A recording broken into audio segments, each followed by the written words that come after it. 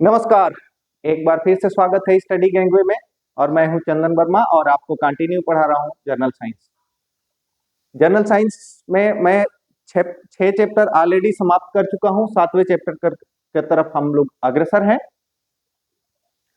7वें chapter का last point मैंने आपको क्या बताया था, या उस लेक्चर में किस पॉइंट पे हमारा लेक्चर समाप्त हुआ था, पहले वो जान लेते हैं फिर आगे बढ़ते हैं। तो पिछले लेक्चर में मैंने बताया था कि जंतुओं में निषेचन कैसे होता है, लैगिंग होते हैं, अलैगिंग होते हैं, और बहुत सारी बातें हुई थी। जंतु जो हैं बच्चे पैदा यानी अपने जनन को, अपनी प्रजाति को बढ़ाने के लिए किस प्रकार से जनन करते हैं, यानी अपने प्रजाति को बढ़ाने के लिए किस प्रकार से बच्चे पैदा करते हैं। तो दो प्रकार से करते हैं, जिसमें मैंने बताया था एक होते हैं जरायुज, यानी बच्चे देने वाले जंतुओं को जरायुज कहते हैं, जैसे मनुष्य, बकरी, कुत्ता, चमगादड़, गाय आदि। यानी ये जो जानवर हैं वो बच्चे पैदा करते हैं और अपनी प्रजाति को बढ़ाते हैं। अगले जो है अंडयुज। अंडयुज जंतु जो है, अंडे देने वाले जंतुओं को अंडयुज कहते हैं। ये मैं पिछले लेक्चर में बता दिया था, लेकिन फिर से समझे। अंडयुज किसे कहते हैं? अंडे देने वाले जंतुओं को अंडयुज कहते हैं। क्वेश्चन आ सकता है कि अंडयुज किसे कहते हैं? अंडे देने वाले, बच्चे देने वाले, या फिर दोनों, या फिर कोई नहीं। तो आपको अंडयुज में टिक मारना है, जो कि करेक्ट आंसर होगा। जैसे उदाहरण में है मुर्गी, कबूतर, सर्प, मछली, मेढक आदि। तो ये तो जंतुओं की हमने बात किया, और जंतु कैसे अपने प्रजाति को बढ़ाते हैं। अब हम पादपों की तरफ चलते हैं। पादप मतलब पौधे की तरफ। प्लांट्स किस तरीके से अपनी प्रजाति को बढ़ाते हैं। आम के हो, आपके नीम के हो, या फिर बरगद, पीपल, या जो भी पौधे हैं, या फिर कहें आपके धान की जो फसलें हैं, गेहूं की फसलें हैं, वो किस प्रकार से अपना जनन क्रिया करके और अपनी प्रजाति को बढ़ाते हैं, इसके विषय में जानेंगे। तो चलते हैं, आगे बढ़ते हैं। पहले जानेंगे पादपों में लैंगिक जनन। पादपों में लैंगिक जनन, sexual reproduction in plants. Sexual reproduction in plants, पौधों में लैंगिक जनन कैसे होता है? तो देखें, पादपों में पुष्प उसका लैंगिक जनन होता है, यानी पौधों का जो फूल है वो उसका लैंगिक जनन कह सकते हैं, या उसका लिंग है, नर है या मादा है। आगे देखते हैं, पुंबड़ू नर जनन अंग होते हैं जो पुतंतु एवं परागकोश से मिलकर बने होते हैं। पुंबड़ू नर जनन अंग होता है जो पुतंतु एवं परागकोश से मिलकर बना होता है। जो फूल होते हैं, फ्लावर होते हैं, वही पौधों के जनन अंग होते हैं। उन्हीं से उनकी प्रजाति बढ़ती है, उन्हीं में निषेचन क्रिया होता है, संलयन होता है, और फिर अगला पौधा बनता है, बीज बनता है। आपने देखा होगा, बीज बनता है और बीज को हम कहीं बोते हैं, फिर आगे की प्रक्रिया होती है। उसमें आगे देखते हैं, परागकोश में परागकण नर युग्मक होता है। देखते हैं, परागकण नर युग्मक एवं यह भी एक कोशिकीय होता है। यह भी एक क्या होता है? कोशिका होता है। जो नर जनन अंग भी होता है वो कोशिका होता है। मनुष्य की जो जनन अंग है और जो उससे निकलने वाली शुक्राणु है, वो भी एक कोशिकीय होते हैं। उसी तरीके से परागकोश में परागकण जो है नर युग्मक होता है, और वो भी एक कोशिकीय होता है, एक कोशिका होता है। देखते हैं, स्त्री केसर पुष्प का मादा जनन अंग होते हैं। स्त्री केसर क्या होता है? पुष्प का मादा जनन अंग होता है। और इसमें क्या क्या होते हैं? इसमें वर्तिका, वर्तिकाग्र एवं अंडाशय सम्मिलित होते हैं। जो स्त्री केसर पुष्प का मादा जनन अंग होता है, आपको याद रखना है, आ सकता है कि पुंबड़ू किसका जनन अंग होता है? मनुष्य का, स्त्री का, नर का पादप का, तो आप सीधे आप उसमें नर का यानी नर पादप नर जंतु इस तरीके से आएगा। तो नर पादप का जो जनन अंग होता है वो पुंबड़ू होता है। वही पूछ देगा स्त्री केसर किसका मादा जनन अंग होता है, उस टाइम आपको ये बताना है कि पादपों का जो मादा जनन अंग होता है वो स्त्री केसर होता है। यह संपूर्ण संरचना जयांग कहलाती है। यानी ये जो इसमें क्या क्या होता है, वर्तिका वर्तिकाग्र एवं अंडाशय सम्मिलित होते हैं, और ये जो है यह संपूर्ण संरचना जो है जयांग कहलाता है। आगे देखते हैं पुष्प के प्रकार यानी टाइप्स ऑफ फ्लावर्स। पुष्प कितने प्रकार के होते हैं, तो पुष्प जो है नर एवं मादा जनन अंगों की उपस्थिति के आधार पर, यानी नर और मादा जनन अंग की उपस्थिति उस पुष्प में है, उसके आधार पर जो है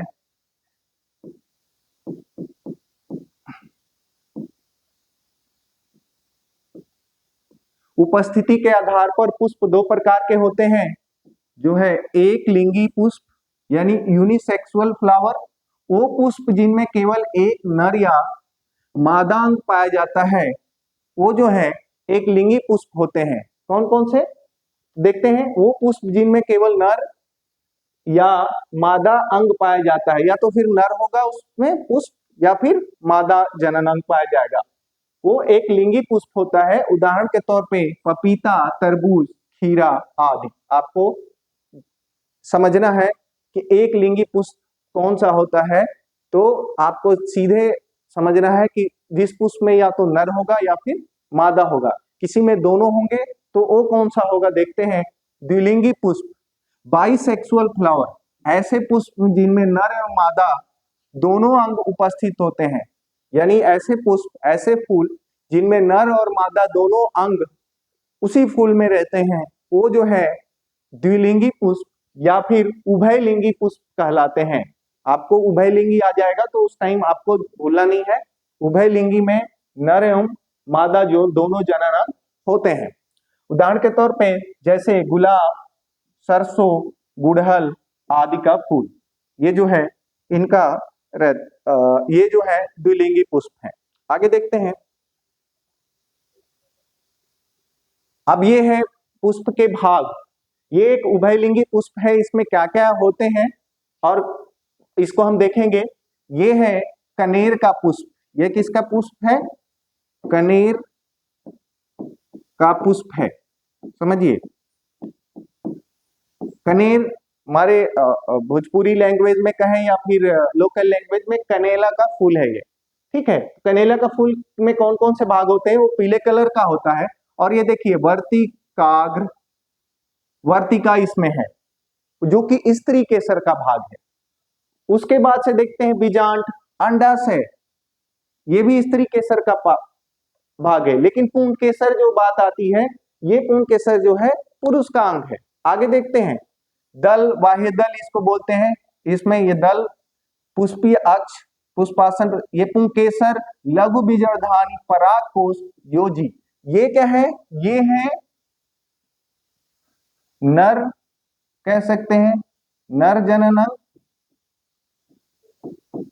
ये हो जाएगा नर जननांग। और ये यहां की बात करते हैं तो ये है मादा जननांग हो जाएगा, ठीक है। तो इस तरीके से ये उभयलिंगी पुष्प है।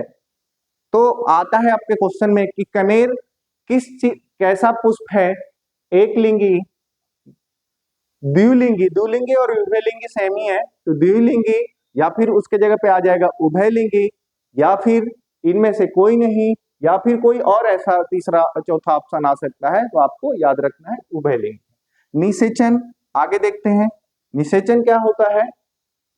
नर और मादा के जो मतलब शुक्राणु एवं अंडाणु के संलयन की प्रक्रिया को हम कह सकते निषेचन कहते हैं, ठीक है। तो शुक्राणु तथा अंडाणु के संलयन से युग्मक जाइगोट बनने की प्रक्रिया को निषेचन कहते हैं। निषेचन मतलब आप समझ सकते हैं, मान लीजिए ये अंडाणु है और ये शुक्राणु है, इधर से शुक्राणु में आया, तो ये दोनों मिल गए और निषेचित होकर के अब भ्रूण बनाना, कह सकते हैं गर्भ धारण करना, ये जो प्रक्रिया चालू होने लगती है वो निषेचन क्रिया कहलाती है। ठीक है, दो प्रकार के निषेचन होते हैं, एक होता है बाह्य निषेचन, दूसरा होता है आंतरिक निषेचन। आगे देखते हैं कि बाह्य निषेचन क्या होता है और आंतरिक निषेचन क्या होता है। बाह्य निषेचन एक्सटर्नल फर्टिलाइजेशन, जब निषेचन मादा शरीर के बाहर होता है, जब निषेचन जो है मादा शरीर के बाहर होता है तो वह बाह्य निषेचन कहलाता है। यानी शुक्राणु अंडाणु मिलने के बाद जो निषेचन प्रक्रिया होगी, यदि वो मादा शरीर के बाहर हो रही है तो वो बाह्य निषेचन कहलाती है। यह सदैव जलीय माध्यम में होता है, ये पॉइंट याद रखें, वो यह सदैव जलीय माध्यम में होता है। क्वेश्चन आ सकता है कि बाह्य निषेचन कहाँ होता है, जलीय माध्यम, थलीय माध्यम, वायु माध्यम, इनमें से कोई नहीं। आपको याद रखना है कि यह सदैव जलीय माध्यम में होता है। ठीक है, यह सदैव जलीय माध्यम में होता है।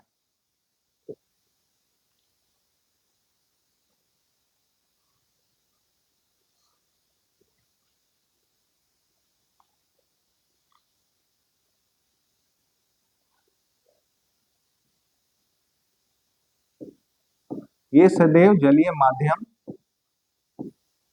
माध्यम में होता है। अब आंतरिक निषेचन, इंटरनल फर्टिलाइजेशन क्या होता है देखते हैं।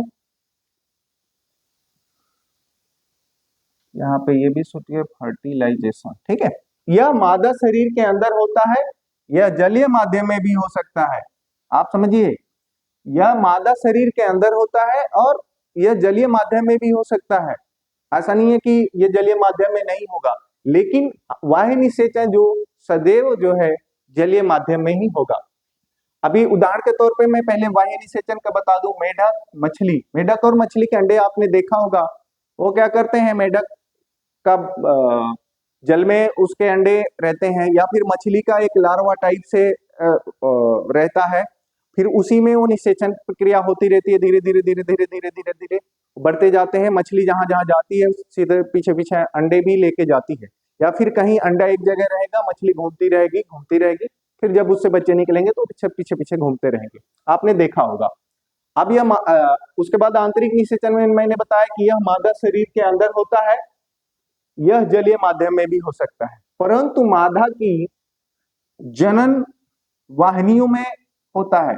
ये जो है आंतरिक निषेचन जो होगा मादा की जनन वाहिनियों में, यानी गर्भ में होगा। यदि स्त्री है तो उसके पेट में ही ये प्रक्रिया निषेचन प्रक्रिया होगी, नहीं पेट में ही उसके धीरे धीरे धीरे बढ़ने चालू हो जाएंगे।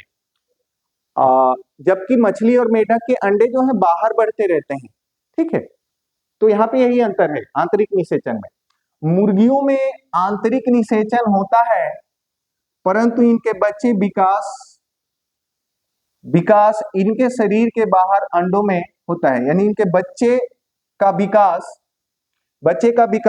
इनके शरीर के बाहर अंडों में होता है। आपने देखा होगा, मुर्गी क्या है, अंडा देती है, उसके बाद उसके ऊपर निषेचित करती है, यानी उसके ऊपर बैठती रहती है, 40 दिन 45 दिन बैठेगी, तब जाके उनका जो है बच्चा बाहर निकलता है। लेकिन जो ये आंतरिक निषेचन होता है और वो मुर्गियों के शरीर के अंदर होता है, पार्ट्स रहते हैं मुर्गी का, आपने देखा होगा कि उसके ऊपर बैठती है और वो उनको निषेचित करती है, फिर वो अंडे से बच्चे बाहर निकलते हैं। तो आप यदि बोलेंगे कि सर मुर्गी का अंडा तो बाहर रहता है, वो इसलिए बाह्य निषेचन होना चाहिए, लेकिन नहीं, वो आंतरिक निषेचन है। ये आपको याद रखना है। इसमें ऐसे ही क्वेश्चंस आते हैं कि मुर्गी का अंडा क्या है, बाह्य निषेचन, आंतरिक निषेचन, कह सकते हैं सामान्य निषेचन, या फिर कोई ऐसा आएगा और इनमें से कोई नहीं। तो आपको ये अंडा समझ के नहीं बोलना है, आपको समझना है कि मुर्गी के अंडे का आंतरिक निषेचन होता है। तो और उदाहरण देखते हैं, जैसे मानव, गाय आदि में आंतरिक निषेचन होता है। मानव, गाय, बैल, बकरी, भैंस, जो भी बच्चे दे रहे हैं वो उनका जो निषेचन होता है, आंतरिक निषेचन यानी मादा के भ्रूण में होता है, मादा के शरीर के अंदर होता है। भ्रूण परिवर्धन मादा के शरीर के अंदर ही होता है। जो भ्रूण का परिवर्धन यानी जो बच्चे बनने की प्रक्रिया होती है वो मादा के शरीर के अंदर होता है। आगे देखते हैं।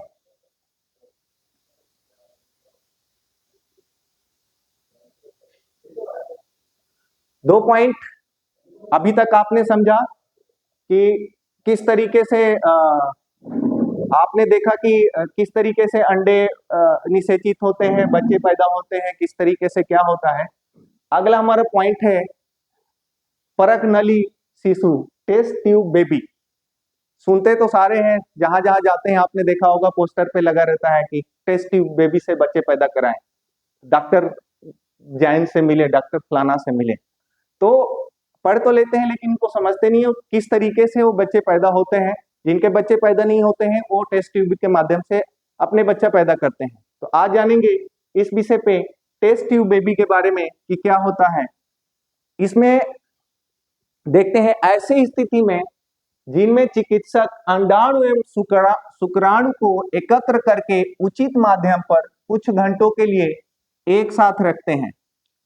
आप समझिए, स्त्री का ये अंडाणु ले लिया और ये पुरुष का शुक्राणु लिया और एक इसको उचित माध्यम, ये परक नली जैसा बना रहता है या कह सकते हैं परक नली में रखते हैं। उसमें जो स्त्री के पेट में जिस तरीके का टेम्परेचर रहता है, जिस तरीके का वातावरण इन्वायरमेंट रहता है, उसी तरीके का इन्वायरमेंट बना करके उसको कुछ घंटों के लिए रख दिया जाता है, जिसको हम क्या बोलते हैं, आईवीएफ बोलते हैं, इन विट्रो निषेचन, इन विट्रो फर्टिलाइजेशन बोलते हैं। आईवीएफ के माध्यम से आपने देखा होगा कि आईवीएफ के माध्यम से बच्चे पैदा कर यहाँ पे कराया जाता है या किया जाता है, इस डॉक्टर से मिलिए। तो इसी प्रक्रिया को बोलते हैं। बस यही समझ जाइए कि वो बाहर जो प्रक्रिया स्त्री के पेट में होगा, मादा के पेट में होगा, वो प्रक्रिया बाहर कर दिया जाता है। पुरुष का शुक्राणु लेते हैं और स्त्री का अंडाणु लेते हैं और एक जगह रखते हैं। उसके बाद क्या होता है, उस तरीके का वातावरण होने के बाद उसको कृत्रिम निषेचन भी बोलते हैं, आर्टिफिशियल फर्टिलाइजेशन भी बोल सकते हैं।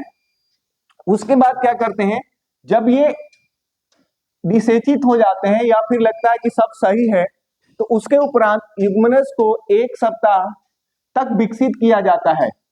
यानी उसको 1 सप्ताह तक देखा जाता है कि सही है, सारा प्रक्रिया ठीक ठाक चल रहा है, हाँ ये करेक्ट है। देन उसको स्त्री के पेट में गर्भाशय में डाल दिया जाता है। देखिए लिखा हुआ, जिसके पश्चात उसे माता के गर्भाशय में स्थापित किया जाता है। उसको क्या करेंगे, इंजेक्शन के माध्यम से, इंजेक्ट के माध्यम से या अन्य माध्यम से उसके मादा शरीर के गर्भाशय में डाल दिया जाता है, जो कि जनरल मतलब सामान्य तरीके से नहीं हो रहा था। तो उसे हम कृत्रिम विधि या आईवीएफ, इन विट्रो निषेचन के माध्यम से हमने कर दिया। उसके बाद उसे क्या होता है, भ्रूण का विकास जो है अब गर्भाशय में होने होता है तथा इसके तकनीक द्वारा जन्मे शिशु को परक नली शिशु, टेस्ट ट्यूब बेबी कहते हैं। आप समझ गए। इसमें क्या होता है, इसका विकास जो होगा, भ्रूण का विकास मादा के पेट में होने लगा और धीरे धीरे क्या होगा, जब वो बच्चा पैदा होगा तो हम उसको टेस्ट ट्यूब बेबी या फिर परक नली शिशु भी कहते हैं। जिनके बच्चे नहीं होते हैं, सामान्य तरीके से उनको इस तरीके से या उनका बच्चा इस तरीके से पैदा होता है। ठीक है, आगे देखते हैं। डॉली क्लोन, क्लोन शब्द से ही आप समझ सकते हैं कि सेम आपने सुना भी होगा।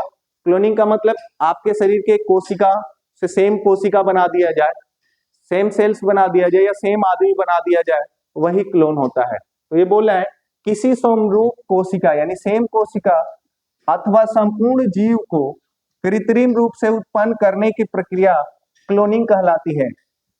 यानी सेम कोशिका या फिर सेम समरूप ऐसा ही आदमी बना दिया जाए, तो जो दूसरा आदमी बनेगा, आपके जैसा ही आदमी बन गया, बना दिया जाए कृत्रिम विधि से यानी आर्टिफिशियल विधि से, तो उसको ही हम क्लोनिंग कहते हैं।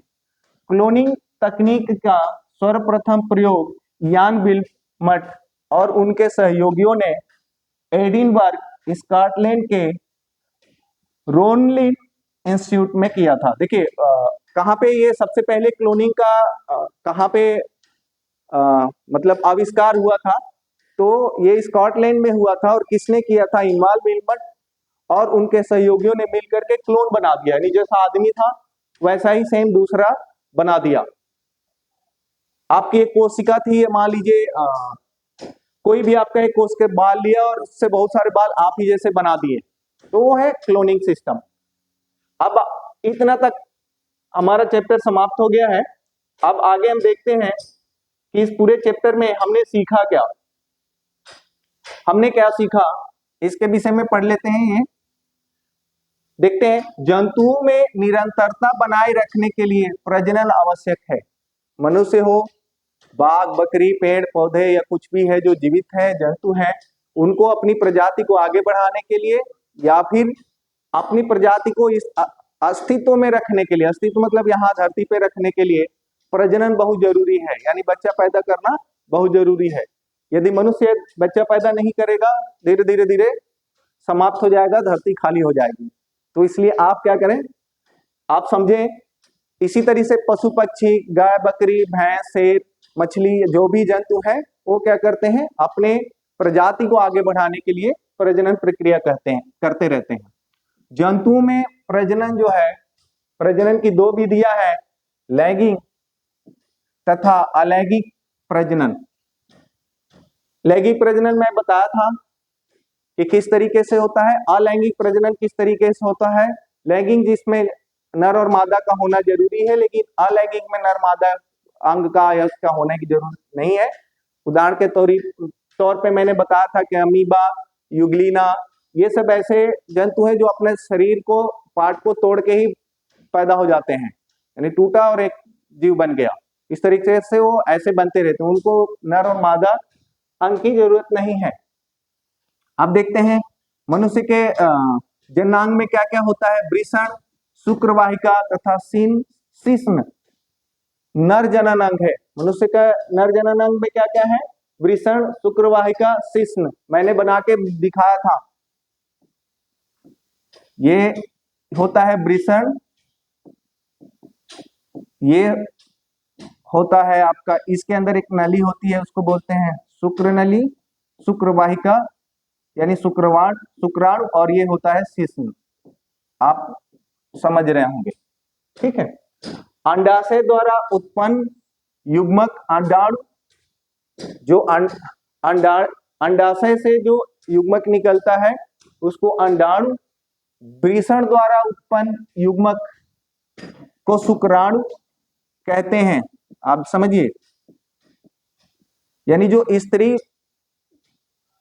से युग्मक निकलते हैं उनको हम अंडाणु, तथा पुरुष के नर या नर जननांग से जो युग्मक निकलते हैं उनको हम शुक्राणु कहते हैं। और आपको मैं बताया था कि अंडाणु और शुक्राणु मिलते हैं, निषेचन प्रक्रिया होती है, भ्रूण बनता है और उसके बाद से बच्चा पैदा होता है। देखते हैं, शुक्राणु तथा अंडाणु का संलयन निषेचन कहलाता है, मैं बता चुका हूं। तथा निषेचित अंडाणु युग्मनज कहलाता है, यानी जाइगोट कहलाता है। मैंने बताया था निषेचन के बाद जो अंडाणु बनेगा वो जाइगोट बन जाएगा, यानी युग्मनज बन जाएगा, और धीरे धीरे धीरे उसमें गर्भ धारण होगा, और धीरे धीरे यदि हम मनुष्य की बात करें तो 9 मंथ बाद वो शिशु के रूप में पैदा हो जाएगा। नेक्स्ट पॉइंट में देखते हैं, मादा के शरीर के अंदर होने वाला निषेचन आंतरिक निषेचन तथा शरीर के बाहर होने वाला निषेचन बाह्य निषेचन कहलाता है, जो कि मैं पहले ही बताया, अभी इससे 5 मिनट पहले ही मैं बताया कि बाह्य निषेचन है और आंतरिक निषेचन क्या होता है। तो वह जो मादा के शरीर के बाहर निषेचन हो रहा है, जैसे मछली और मेढक के जो अंडे होते हैं वो उसके शरीर के बाहर निषेचित होते हैं। मेढक का अंडा, मछली का अंडा एक जगह या लार्वा की तरह रहता है, धीरे धीरे निषेचित होता रहता है और वो बढ़ते रहते हैं। लेकिन आंतरिक निषेचन में मैंने बताया कि मनुष्य का, गाय, भैंस, बकरी, उनका जो निषेचन होता है मादा शरीर के अंदर, उसके पेट कहें या उनके जो भ्रूण रहता है या फिर आप कह सकते हैं कि उनकी शुक्र नालिका शुक्र वाहिका में होता है। ठीक है, आगे देखते हैं। निषेचित अंडाणु गर्भाशय में रोपित हो जाता है और यही इसका विकास होता है, यही इसका विकास होता है। निषेचित अंडाणु मैंने बताया था कि ये अंडाणु है, यदि ये अंडाणु है और ये शुक्राणु है, मान लीजिए,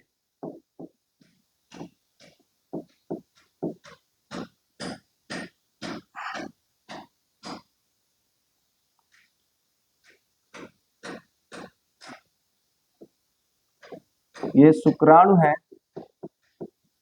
फिर ये दोनों मिलने के बाद निषेचन होने के बाद ये अंडाणु कहाँ पे चला जाता है, गर्भ में चला जाता है और इसका विकास वहीं पे होता है, जिसके फलस्वरूप नवजात शिशु का जन्म होता है या जिसके फलस्वरूप नवजात शिशु जन्म लेता है।